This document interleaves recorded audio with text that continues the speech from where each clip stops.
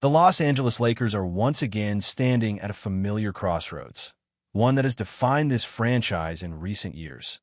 Do you go all in now to maximize the championship window, or do you hold steady and preserve assets for the potential arrival of a superstar later?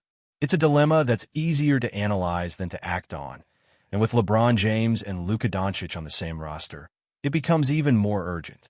The clock is ticking, the expectations are sky high, and yet there are still questions lingering in the air, especially about how this team plans to address the glaring hole at the wing position. What this team desperately needs is a legitimate two-way forward, someone who can step into that starting small forward role and immediately provide perimeter defense, shooting, and physicality, essentially a prototypical 3-and-D player.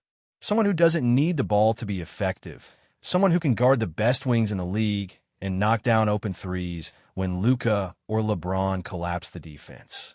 That's the kind of player that takes you from competitive to contender. But let's be honest, getting a guy like that is not cheap. More often than not, you have to give up one of your precious first-round picks, and that's where things get complicated. Now, Luka has made it clear. He believes the Lakers already have what it takes to win an NBA championship. And when Luka says that, it carries weight. This is a generational talent we're talking about.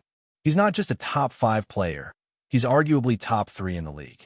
So if he thinks this roster is good enough, who are we to disagree, right? But there's also another side to that coin. When a guy like Luka expresses confidence in the team as it is, what kind of message does that send to the front office? Is Rob Pelinka sitting back thinking, all right, Luka's good with it. That's all the validation I need. Because that's a dangerous mindset. Just because a superstar believes in himself and his teammates doesn't mean the roster is perfect. Luka's belief is based on his own ability to elevate others. This is the kind of guy who would look at you and me and say, yeah, I can win with those two on my team, and probably believe it. But Rob Pelinka can't afford to think that way. This team has real flaws, especially on the wing and in defensive versatility. And those flaws don't just disappear because Luka has confidence. If anything, that belief should light a fire under the front office to put the right pieces around him. Now, it's not about making a trade just for the sake of it. That's how you end up stuck with contracts you can't move or players who don't fit. The Lakers do have a long-term plan. They're keeping an eye on the cap sheet, they're watching the superstar landscape, and they're being patient. But patience becomes a problem when it turns into passivity. If there's a deal out there that improves your team today and gives you a legitimate shot at the finals, you have to do it. Period. Because let's talk about these picks for a second. Everyone keeps saying, don't trade your first-rounders. Save them for the big fish. But who exactly is this big fish, and how likely is it that he actually becomes available? The names being thrown around are Giannis Antetokounmpo and Nikola Jokic, 2 MVP-caliber players. But let's be real. When was the last time someone of that level actually hit unrestricted free agency and walked for nothing? It's rare. It almost never happens. If either of those guys decides to leave, their team is going to look for a trade. And unless Giannis or Jokic forces their way specifically to LA, the Lakers are going to be outbid. That's the part people don't want to admit. Teams like the Rockets or the Spurs, with a treasure chest of picks and young talent, can easily put together more attractive trade packages than LA can. Even if the Lakers hold on to all 3 of their firsts, plus some pick swaps, they're still likely behind when it comes to raw assets. The only way they win that sweepstakes is if the star says, I only want to play in Los Angeles. That's what gives the Lakers leverage. Without that commitment, they're just another team in the mix, and probably not the one with the most to offer. So if your whole strategy hinges on the idea that Giannis or Jokic will not only ask out, but also demand a trade specifically to the Lakers, you're playing a dangerous game. You're gambling a full season, maybe 2, on a long shot. And meanwhile, you've got LeBron nearing the end of his prime and Luka ready to win now. Are you really going to let those years go to waste because of a maybe? The ideal scenario, and let's not kid ourselves, it is possible, is that the Lakers maintain flexibility. You can still make trades now without giving up your first-rounders. For example, there are deals to be made with teams like Portland. Players like Matisse Thybulle and Robert Williams might be available, and because of their injury history and contract situations, you probably don't need to give up a first to get them. Those are the types of deals that improve the team today while keeping your powder dry for later. But again, if the right player becomes available, a guy who fits your needs can play immediately and raises your ceiling, and the price is a first-rounder, you make that move. You don't hesitate. You don't cling to picks like they're sacred, especially not when you're trying to win championships in the final years of LeBron's career and Luka is playing at an MVP level. Someone like Herb Jones or Jalen Suggs becomes available. You send the pick. No questions asked. That's how you build a real contender. There's also the option of waiting until the trade deadline, when expiring contracts become more valuable and teams are more desperate to shed salary. That's when you might be able to pick up useful players for minimal cost, again, without touching your firsts. But even then, you have to be smart about who you bring in. Just because someone is available doesn't mean they're worth the money or the roster spot. Taking on a bad contract like Jeremy Grant's just because he's a name is the kind of move that sets you back. That's not how you build toward a Giannis or Jokic-level future. But here's something that isn't being talked about enough. The Lakers might actually benefit from bringing in the right kind of salary now. It sounds counterintuitive, especially when everyone's trying to preserve cap space for 2027. But cap space by itself isn't what gets you stars. Flexibility is. Having players on reasonable contracts that you can move in a deal is often more valuable than just having empty cap. That's why taking on a player like Andrew Wiggins, if he could be had for cheap, might make sense. Not because he's the final piece, but because he's a tradable asset later. Maybe not for Giannis, but for a young player from a team looking for a vet presence? That could matter. This front office has to strike a balance. Don't mortgage the future recklessly, but don't be so cautious that you let opportunities slip away. Luka is telling you he wants to win now. LeBron is still here, still productive, still one of the smartest players in the game. The team added DeAndre Ayton, Marcus Smart, Jacob LaRavia. Solid additions, no doubt. But let's not pretend this roster is finished. It still lacks that elite wing defender, that glue guy who does the dirty work and knocks down big shots. And if you can find that guy, and he costs you a first-rounder, you pay the price. T helps his action. Smart, calculated moves that make you better today, not just hypothetically in 2 years. And listen, if Luka comes to Rob and says, I have it on good authority Jokic is coming, just be patient, then that changes the game. If that's the case, if there's real behind-the-scenes knowledge that a move is coming, then sure, you can afford to wait. But if that's not happening, then the front office has no excuse not to go all in on building the best roster around Luka and LeBron right now. Let's dig even deeper into this Lakers situation, because the more you think about it, the more it becomes clear that time is not exactly on their side. On paper, yes, this team is talented. Luka Doncic and LeBron James together already make you relevant. You've got DeAndre Ayton at the 5, Marcus Smart adding grit and defense, Austin Reeves continuing to develop as a reliable secondary option. There's structure here. There's potential. But this isn't a team that can afford to sit back and hope things click magically by April. That's not how titles are won. The Western Conference is too deep. Denver, even without major moves, is still a threat with Jokic running the show. The Suns are dangerous. Golden State, even in transition, still has weapons. And then there are the young risers like the Thunder and the Timberwolves. Every team has either gotten better or stayed strong, and the margin for error in this league is razor thin. The Lakers can't coast on names alone. They have to build an identity. And right now, it's hard to say what this team's identity truly is. Are they a defensive team? A fast-paced team? A methodical, half-court team built around Luka's pick and rolls? Or are they a mix of everything without mastering anything? That's where coaching comes in, and that's where the front office has to provide clarity. Because Darvin Ham, or whoever's running this group, can only do so much if the roster isn't giving him the tools he needs. You can't ask for a top-5 defense if your wings can't guard. You can't build a fluid offense if you don't have reliable spacing from the corners. It all comes back to roster construction. Now, the good news is there's flexibility. Unlike other franchises stuck with immovable contracts or a shallow pool of draft picks, the Lakers have options. Expiring deals, Young players, second-rounders, and of course those coveted first-round picks that everyone keeps talking about. The key is knowing when to push those chips in. And that moment might be coming a lot sooner than people think. Let's not forget, LeBron is playing year by year now. Every season could be his last with the franchise. Every season, he could decide to move on. So the idea of waiting for next year only works if you're okay with the risk of wasting this one. And wasting a season where you have LeBron, Luka, and a decent supporting cast, that's unacceptable.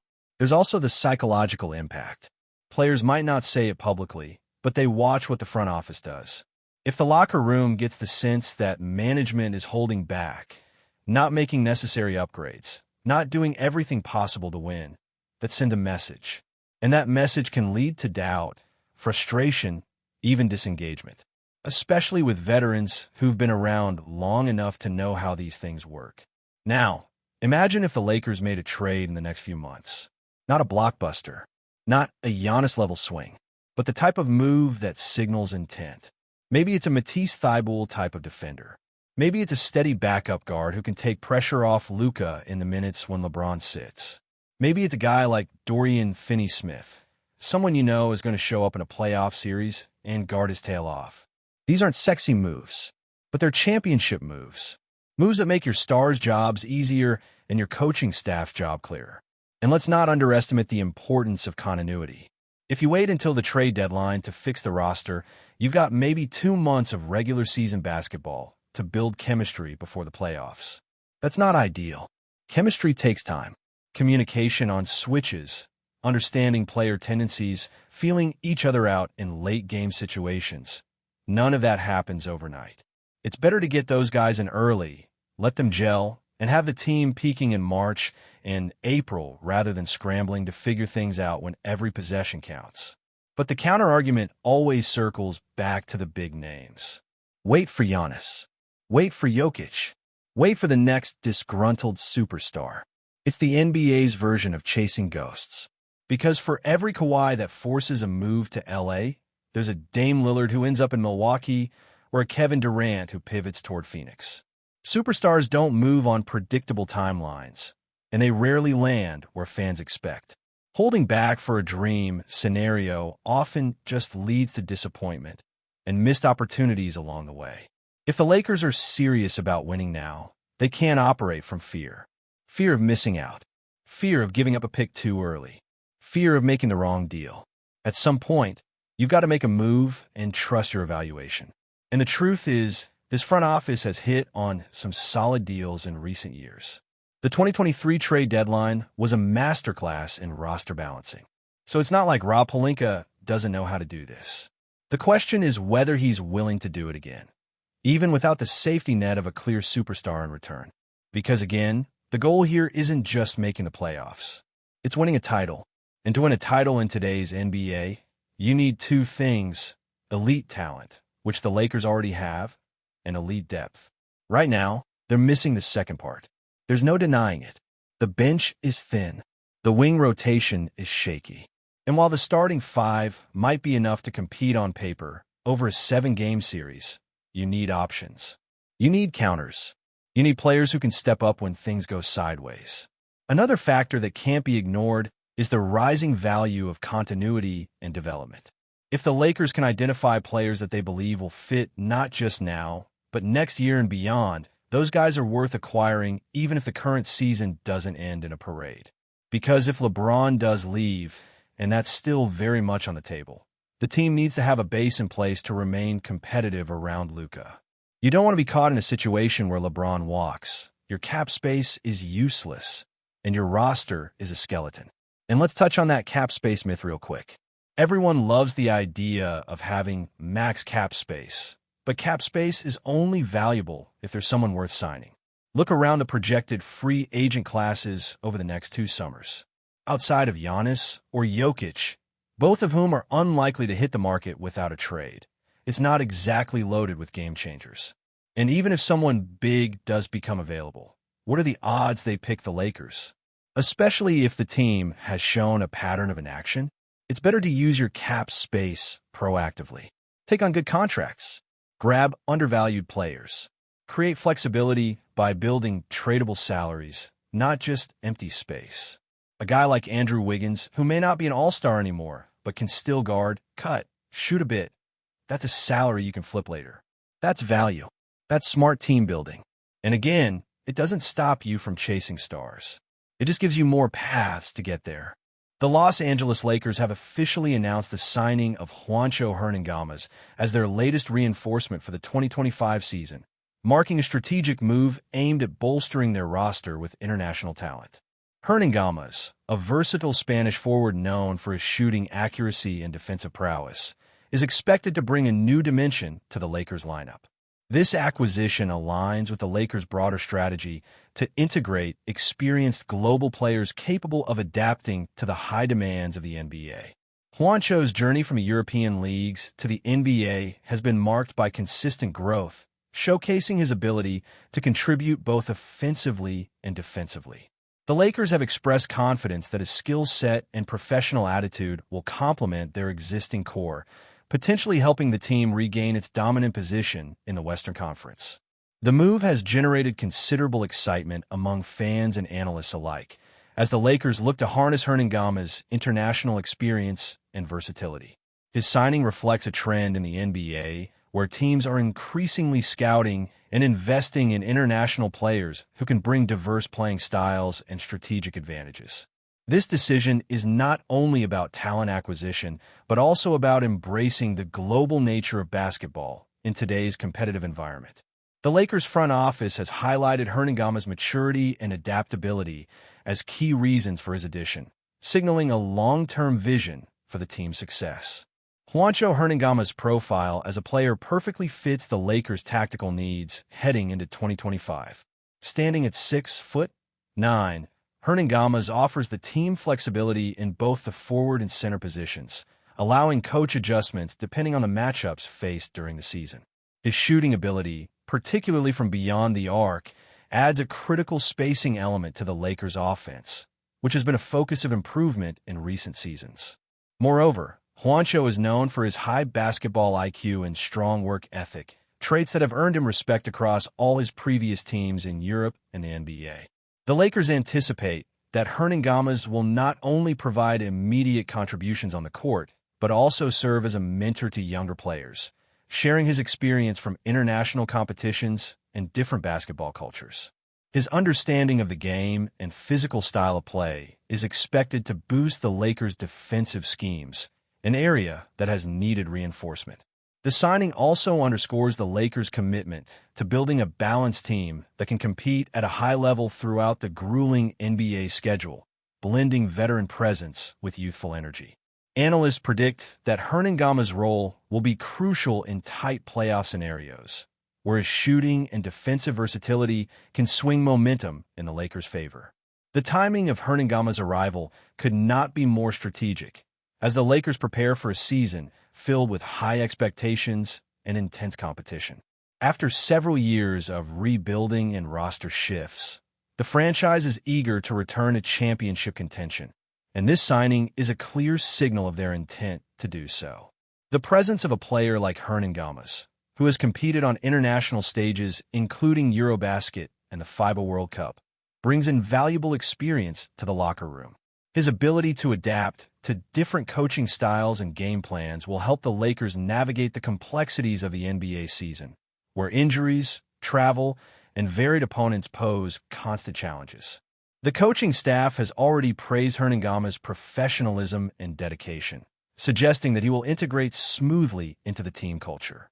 Fans have responded positively to the announcement, expressing optimism that Juancho's skills and personality will mesh well with Lakers stars and support staff. This addition is expected to complement the Lakers' existing offensive weapons, providing depth and creating new opportunities for dynamic playmaking. Ultimately, Hernangomez's signing represents more than just an athletic upgrade. It is a strategic investment in the team's future stability and competitiveness at the highest level. The international spotlight on Hernangomez's signing highlights the Lakers' continued global outreach and brand expansion. By bringing in a Spanish player with a strong fan base across Europe, the Lakers not only strengthen their roster, but also enhance their marketability in international markets. This aligns with the NBA's broader trend of globalization, where franchises seek to build connections beyond North America through player signings and international games. Hernangomez's presence is expected to draw increased media attention and merchandise sales, expanding the Lakers' reach to new audiences. Beyond commercial benefits, this move emphasizes the inclusive and multicultural nature of modern basketball, showcasing how talent from diverse backgrounds can thrive in the NBA environment. The Lakers are leveraging Hernangomez's profile as a bridge to European basketball fans, which may encourage more collaborative opportunities between the NBA and European leagues. Additionally, the Spanish player's style, characterized by precision shooting and strategic positioning, resonates with the evolving tactics seen in the NBA, which increasingly values versatility and spacing. This signing reflects the Lakers' commitment to innovation and adaptability, qualities that are essential for sustained success in today's global sports landscape. Hernangomez's integration into the team will be closely watched as a model for future international signings. Looking ahead, Juancho Hernangomez's impact on the Lakers is expected to be multifaceted, extending beyond immediate gameplay to influence team dynamics and future roster decisions. His arrival brings a fresh energy that could inspire existing players to elevate their performances, fostering a competitive and collaborative environment. The Lakers management sees Hernangomez as a foundational piece in their plans to build a championship-caliber team, combining his skills with the talents of key veterans and promising young athletes. Furthermore, his professional journey from Spain to the NBA symbolizes the global pathways available to talented players today, encouraging scouts and teams to remain vigilant in discovering international prospects. As Hernangomez adapts to the Lakers system, the coaching staff will likely explore various lineup configurations to maximize his strengths and exploit mismatches against opponents. The 2025 season will be crucial in evaluating his long-term fit within the franchise, with expectations high for him to contribute in critical moments. Fans eagerly await seeing how Hernangomez's presence will translate on the court, hoping it leads to memorable performances and, ultimately, championships. The Lakers' announcement of this significant signing signals their determination to blend international expertise with local talent, crafting a roster capable of competing at the highest levels of professional basketball. Stay informed exclusively about Los Angeles Lakers news. Subscribe to our channel and hit the like button to keep receiving daily updates. Also, share your opinion on the news in the comments, as your contribution is crucial for the Lakers. Stay tuned for the next video.